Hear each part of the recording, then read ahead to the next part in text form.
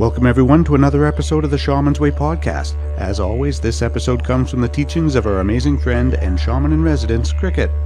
We hope you're enjoying these podcasts as much as we enjoy making them, and I'd like to take just a moment to ask you if you would please leave us a rating and a comment in iTunes or whichever podcast player you're listening to us from.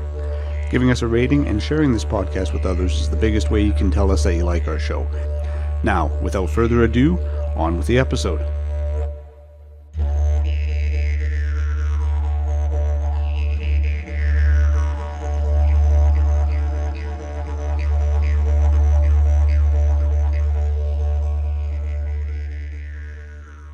Well, hello, my constant listeners. Thank you for giving me your ear once again.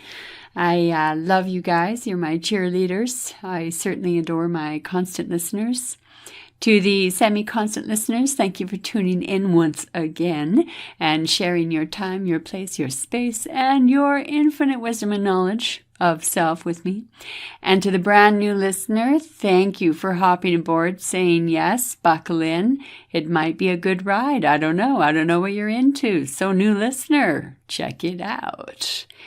How are the worlds combined in such a way that they can make sense? Ha, bet you weren't expecting that question. Well, I know that I've harped and talked and taught the medicine wheel for a good number of years. And even though I have taught a lot regarding the function, the form, the spirit, the utility, the usefulness of the medicine wheel, I still constantly learn. It is such a multifaceted, deep lessons and deep tool for understanding the multiplicity of the worlds that we come from. I think the most valuable aspect of our imagination is not to look at the medicine wheel as a 2D reality. Most of us are familiar with the medicine wheel on paper, seen in pictures, but there are very few chances that a person has to build a medicine wheel unless you create your own chances.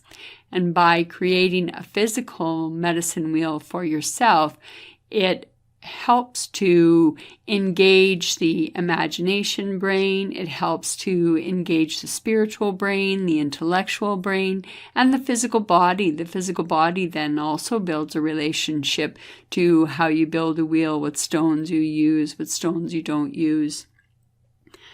The reason that I bring that up is because I have created many types of wheels over time, and I would like to spend this particular discussion of the medicine wheel specifically on the center stones.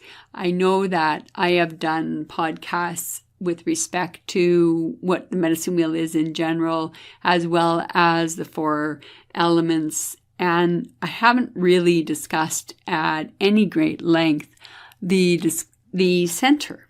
And the center for me is probably it's the anchor. It's the anchor spot. So this is what we are going to listen to today. I'm going to talk about is the center. The very first place that we must acknowledge on the medicine wheel is the void. It is that space between the stones that are the anchor spot or the center of the wheel, that which holds everything in space, so to speak. The void is that place where our imagination first began as a people. When we first started to look outward and realize that we were separate from the divine, we then created avenues or aspects to represent relationships that we build on, relationships we keep, relationships we maintain to the divine. So the medicine wheel is a encapsulation of the divine, and a medicine wheel can sit for many, many years, 5,000 years as the ones in southern Alberta, or older.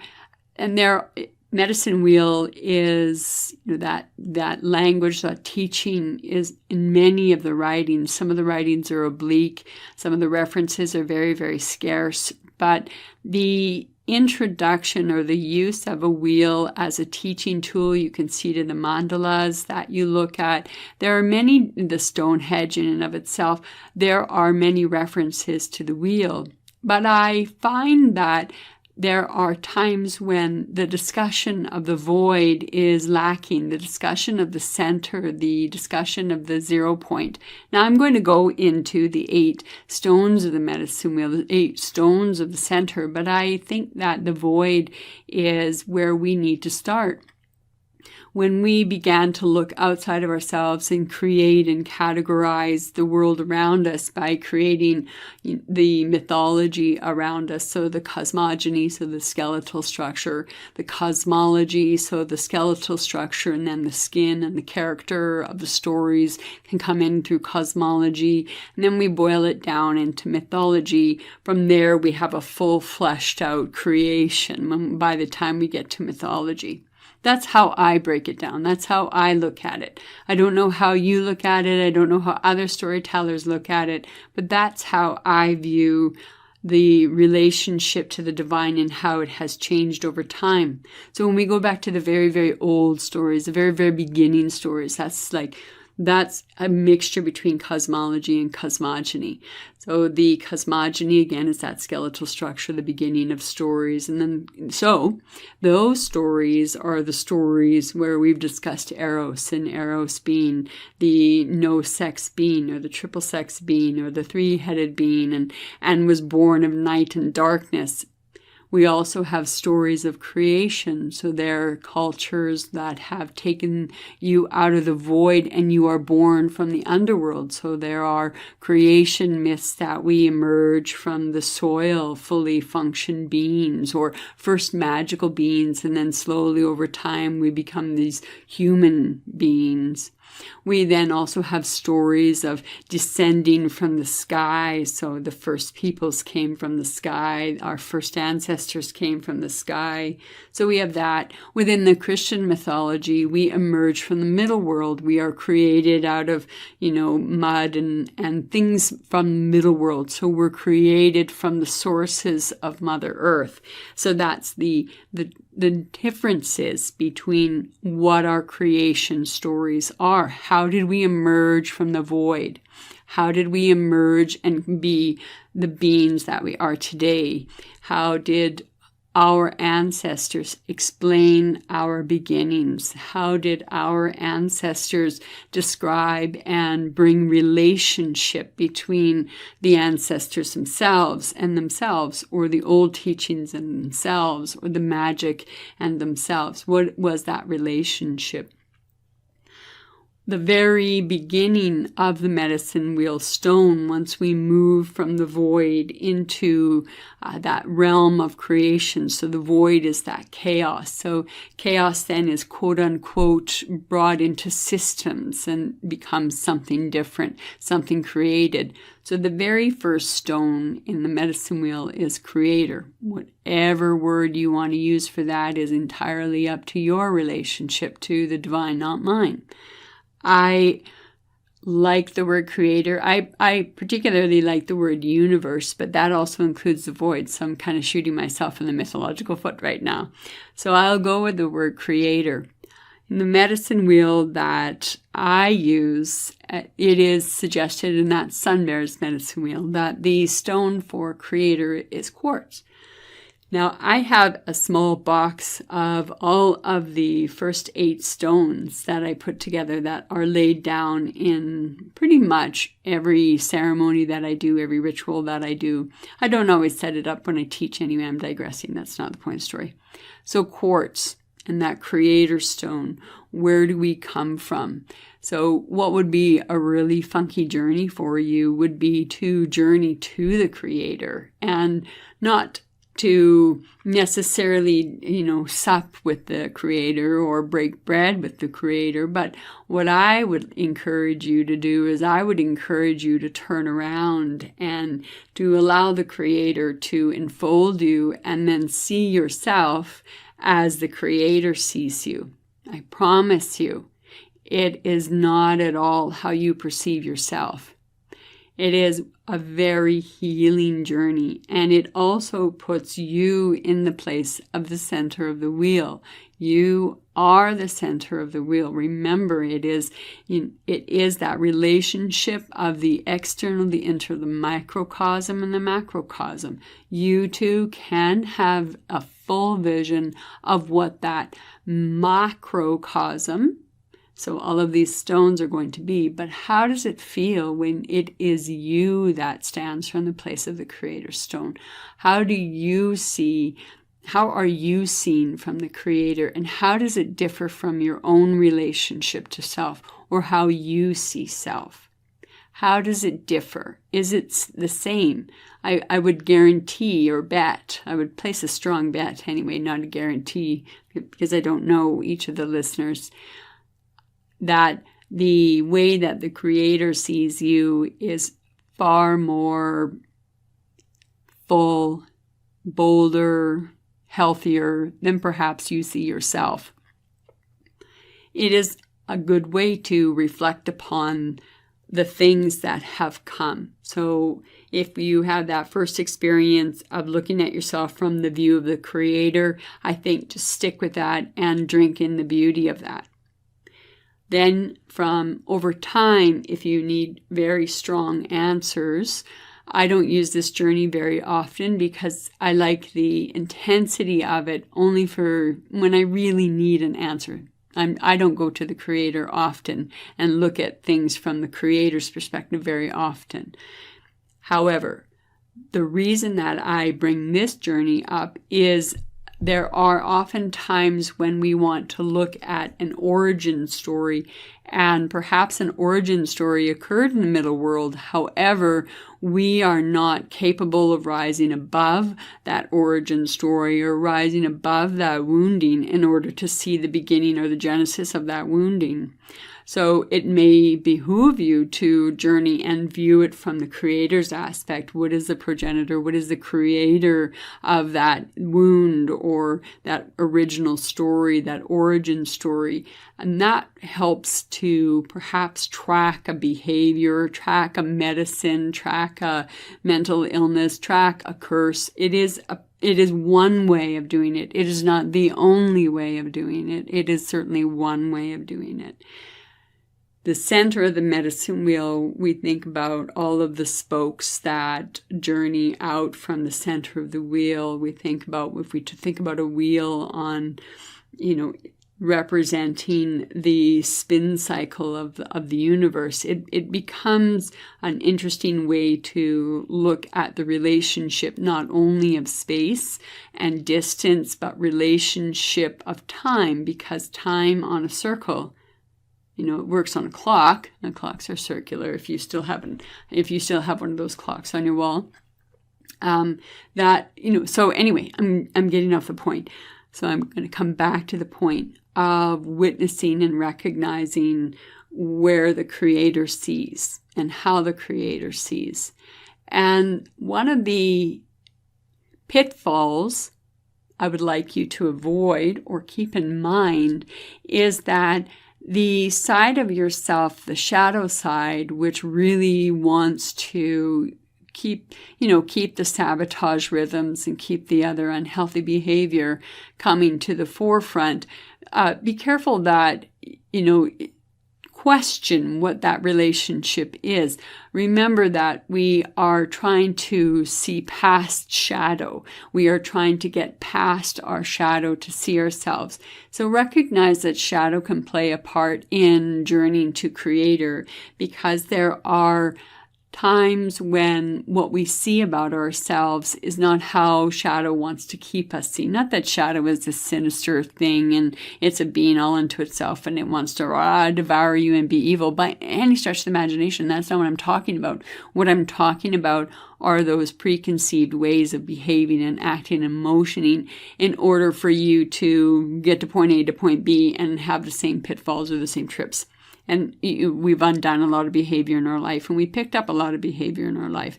So where does this behavior come from? So that's one of the relationships of the Creator. But I would, first of all, if it's your first time, don't worry about that shit. Just go there and enjoy the experience, because it is a really potent experience. It's pretty powerful in that regard. The second to the Creator Stone is Mother Earth. And the stone that is to be used for that, or suggested from Sun Bear, is clay. And I don't necessarily use clay. I have a green ball that I use that I really quite like. If I had a sphere of chrysocolla, I would definitely use that. And just because, I have an affinity for that. So I think that clay is a representation of, the substance of soil, or the substance of earth, or the substance of creation. So I understand why clay is used for the Mother Earth. The Mother Earth, there are podcasts that I've done that are about the mother wound and then the father wound, and those come from my exploration of Mother Earth and Father Sun. So if you're interested in looking at a deeper level of healing within the Mother Earth and within Father Sun, then I would recommend that you refer to those podcasts and those teachings, because they're potent medicine for you. The relationship of where the stone of Mother Earth comes from the Creator being sexless or ambiguous in sex, or containing all sexes, whatever the Creator is in your reality. We have then that clay that comes from the Mother Earth. We have the first stone. So now we are beginning to create that energy. So we're pulling, think about it, we're pulling energy out of the Creator in order to create substance. So now we're coming from the void, we come into the aspect of creation in the Creator, so that mixing bowl, and then the first thing that we pull out is Mother Earth. And these stones, the next stone is Father Sun, and the stone that is recommended is the Geode. I like the representation of Mother Earth and Father Sun. Sometimes I use citrine for Father Sun instead of a geode, but my geode is very sand colored. It comes from Drumheller. I picked it up out when I was collecting sage, and so it has a personal relationship with me. Same as the sphere, the green sphere. I don't know what kind of stone it is, but I rescued it from a secondhand store, and I thought this would be just perfect for the medicine wheel. It would be a great representation. I like to think of the earth as constantly renewing and has green cycles, and we think of Mother Earth mostly in her fertility state. We don't always think of Mother Earth in all of her seasons. Indeed, there are places on this beautiful planet, and some of my constant listeners, who don't necessarily experience 4 drastic seasons, but have a rainy season and a dry season. So we have to also recognize that there are and can be variations in the wheel, simply because it is a geode for me and clay on this wheel. If that doesn't correspond with the relationship of Mother Earth and Father Sun in your world, then I would really recommend that you use your intuition and create this. Medicine wheels are a personal relationship. As much as they're a teaching tool, they are also very structured. I like to use the structure that is given to me through the medicine wheel that I use. I like to use that structure, not because I can't think outside of the circle myself, but because I like to bring in the energy that I have worked and created with when I first started. Because when I first started using medicine wheels, I had no idea how to build one. I didn't know what it meant. I didn't know a lot of things. So I went with the structure that was given to me. And the structure that was given to me then became a familiar friend. And I could familiarize and say, oh, this is this, this is this, this is this, because I built up a relationship over time. So for the geode and citrine, I really prefer citrine because it has more meaning and more substance than a geode does.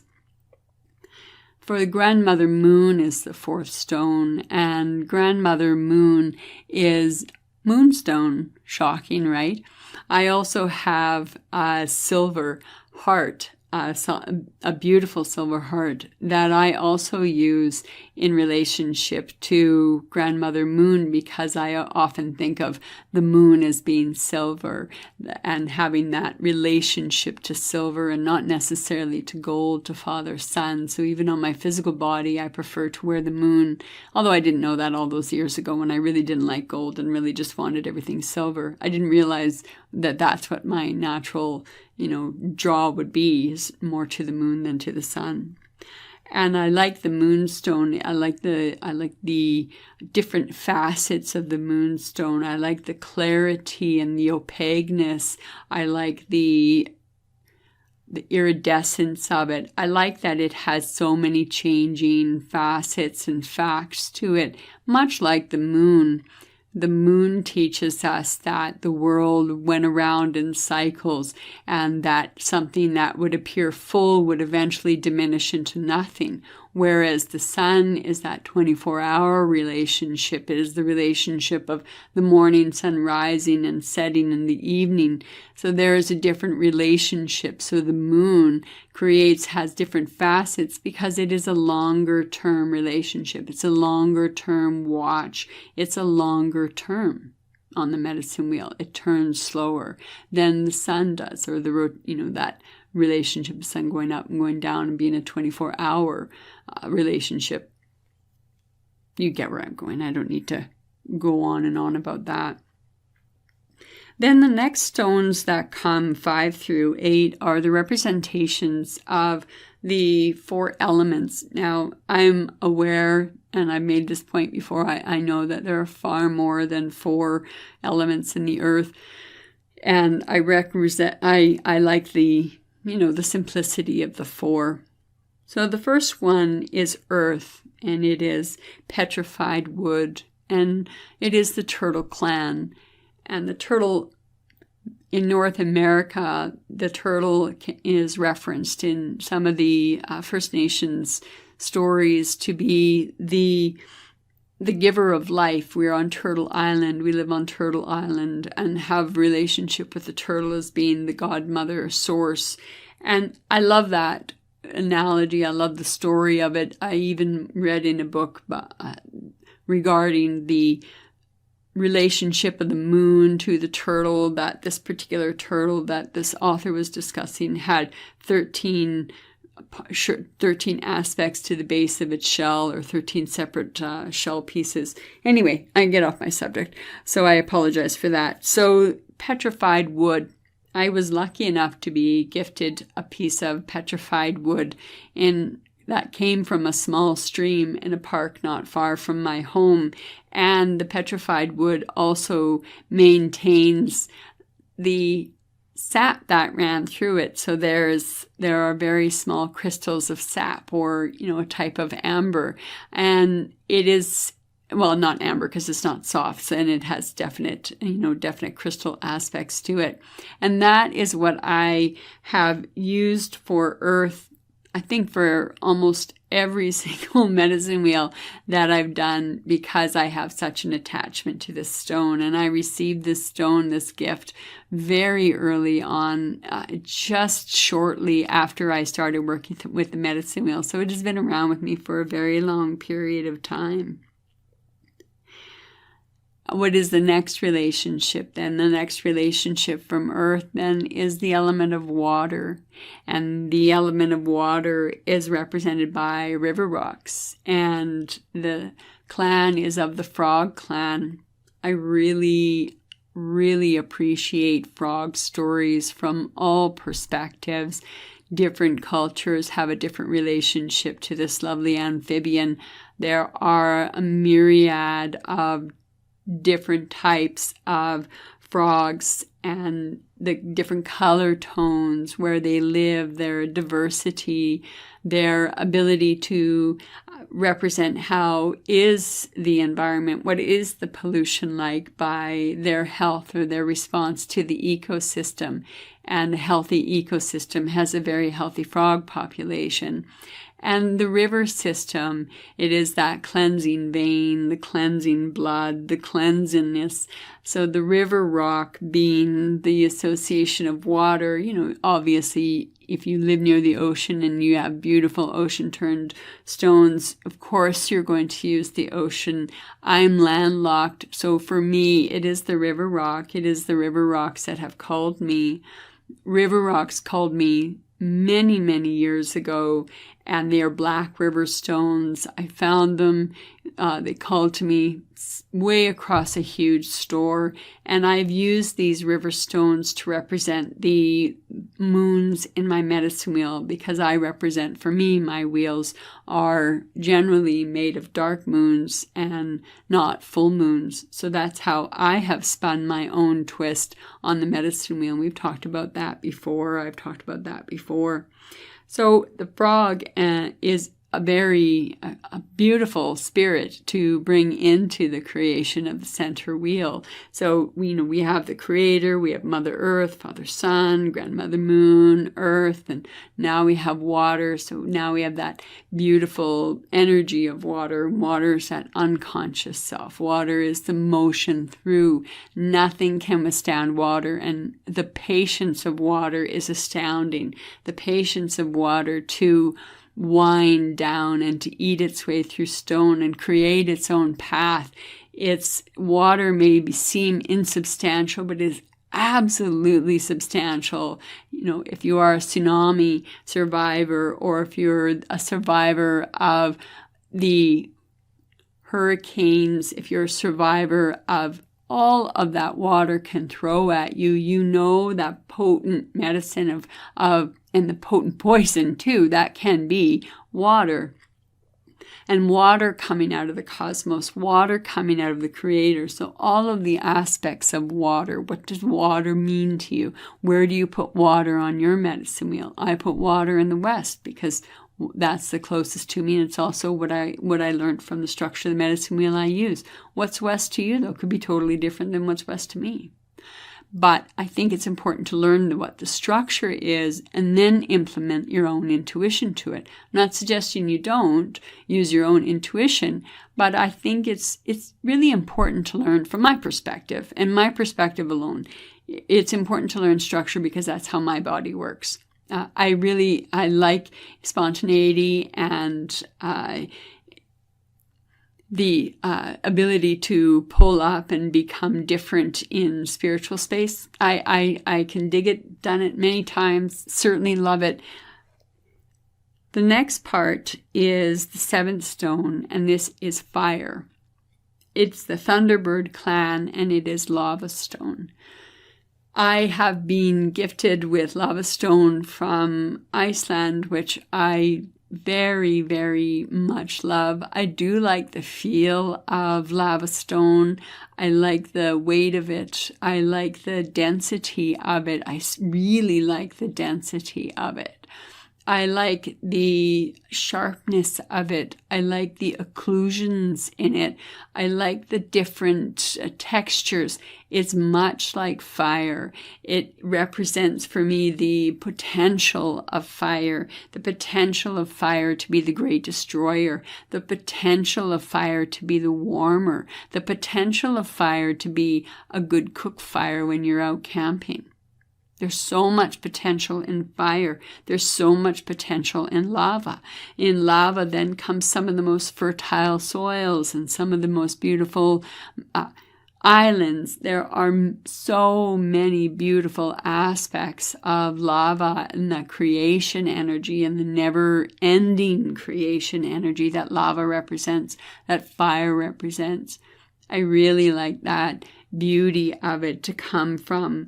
a beautiful colored green to a geode or to citrine to a multifaceted color of moonstone to the beautiful piece of petrified wood to the gleaming black stone of the river rock to the sharp edges and the blackness of the lava stone, which then comes into the beautiful color of azurite, which is the relationship of air, or is the stone for air, and the clan of the butterfly. And this being that aspect or the 8 stones of the medicine wheel, and I like the relationship of one to the other. I like how they fit from one to the other and how do they work around it. And I put the center, the creator stone in the center, and then I make a circle out of the other 7 stones to encircle the creator, because the creator is the center, and then the 7 are the spokes of the medicine wheel. They are the spokes that everything comes out of, and it is that center wheel. It's the center of self. What is your relationship to Mother Earth? What is your relationship to Father Sun? How do you relate to Grandmother Moon? Do you find joy in the moon? Do you even observe the moon? Does the moon affect your world? How do you feel about the earth? How do you feel about water? How do you feel about fire? How do you feel about air? How do these elements feel about you? The same journey that you can use to see how the Creator sees you, you can also journey to the different elements. What if you journey to the spirit of the turtle or the frog or the thunderbird or the butterfly, and we're able to merge with those energies and able to bring those energies home to self? What if you could do that? And in utilizing the medicine wheel and journeying to the medicine wheel, it is a passport to understanding how you feel about each of those things. What is a skeletal structure? That's the earth in my body. What is that skeletal structure like? Do I have a good relationship to earth? Are my bones strong or my bones weak?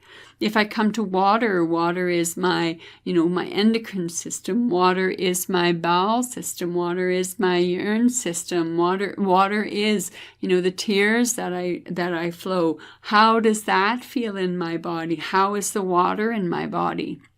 How is the vast majority of my body doing? Because the vast majority of our body is water.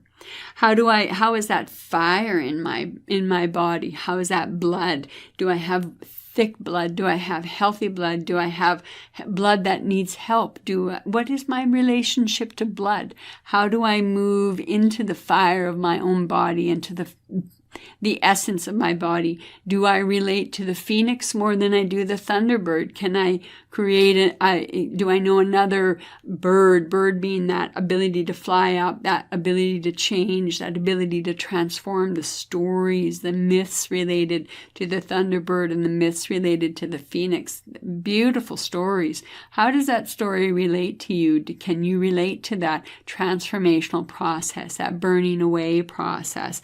And the azurite, the butterfly, we have those moments of transformation, and butterfly is often used in other medicine wheels as the center, because it is that being of transformation and change, where here it's air. So the relationship of the subtlety of the butterfly, the subtlety to change the entire environment. If you have just by their presence, if they're in the thousands, they're going to change the environment. But it's also the subtlety of a butterfly is represented, and the gentleness of air, but it doesn't really represent that aspect of the ferocity of air in the form of tornadoes or, gale force winds and so on and so forth. The winds that drive the typhoon. Like, there are so many different relationships to air. What is your relationship to your lungs? How do you take in air? Are you like many North Americans or South Americans or Central Americans or people from all over the world? Do you breathe in the top 1/3 of your lungs, or do you actually breathe from the bottom of your lungs and fill your lungs up from the bottom out? How do you relate to air? Do you have emphysema? Do you have COPD? Do you have lung cancer? Do you have a shortening of the breath? Do you have a challenge with the breath? What is your relationship to the center of self? What is your relationship to the center of the medicine wheel? The macro and the micro, the outer and the inner. That, in short, is a quick lesson, a quick meandering through the mind of Kriket and the stones of the medicine wheel and the unrepresented void. I hope that you enjoyed the mental meandering. I hope that you learnt one, possibly two things. And if you didn't learn anything, I hope you just enjoyed my enthusiasm. And I encourage you to create your own medicine wheel. I encourage you to create it in your living room, in your bedroom. I encourage you to take a walk, and you can bring your own stones with you or create and just work with the energies of medicine wheel impromptu in nature, where it is intended to be, that middle world, that relationship between the upper and the lower, in that in-between place, that quasi place of the middle world. So I thank you once again for your kind attention, and I welcome your suggestions for podcasts. And we're coming really close up to 100, and I'm so excited. I never would have seen this coming. Certainly. Anyway, another day, another story. I let you go. Thank you. Thank you again for joining us here on the Shaman's Way podcast. If you have any questions, would like to make a request for a future episode, or if you're looking for other shamanic resources, including free drumming tracks, please visit us at shamansway.net. Until the next episode, be well, everyone.